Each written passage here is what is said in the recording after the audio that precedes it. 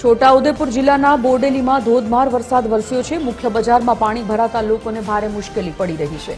દુકાનોના ઓટલા સુધી પાણી ભરાતા દુકાનદારો ચિંતિત છે। અનેક વિસ્તારોમાં પણ પાણી ભરાતા વાહન ચાલકો પરેશાન છે।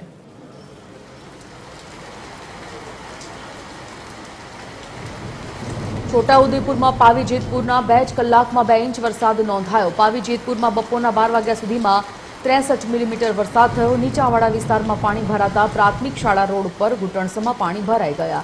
દુકાનોમાં પાણી ઘૂસી જતા માલસામાનને નુકસાન પહોંચ્યું છે। એવામાં પાવી જેતપુર ગામના રસ્તા નદીમાં તબદીલ થયા। રસ્તા પર નદીઓ વહેતી હોય તેવા દ્રશ્યો સામે આવ્યા।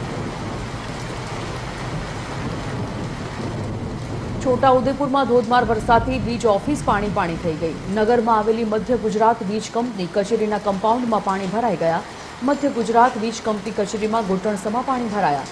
વીજ ધારકો અને ફરિયાદને લઈને આવતા લોકોને મુશ્કેલી પડી રહી છે।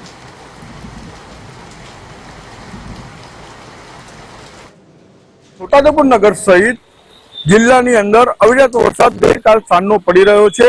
આપ જોઈ શકો છો કે આજે TV30 ની ટીમ છોટાઉદેપુરના મધ્ય ગુજરાત વીજ કંપનીના કમ્પાઉન્ડમાં આવી ચૂકી છે। ત્યાં ઘૂંટણસમાં પાણી ભરાઈ ચૂક્યા છે અને ત્યાં આગળ ફરિયાદ લઈને આવતા લોકોને પણ તકલીફ પડી રહી છે અને વીજ બિલ ભરવા આવતા નાગરિકોને બી તકલીફ પડી રહી છે।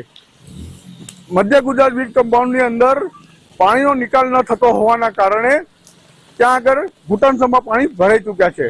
અજય જાની, TV30 ગુજરાતી, છોટાઉદેપુર।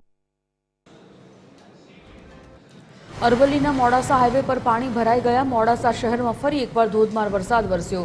મોડાસા મેઘરજ હાઈવે પર પાણી ભરાયા તો ઉત્સવવેલી સોસાયટી આગળ હાઈવેનો પાણીમાં ગરકાવ થઈ ગયો।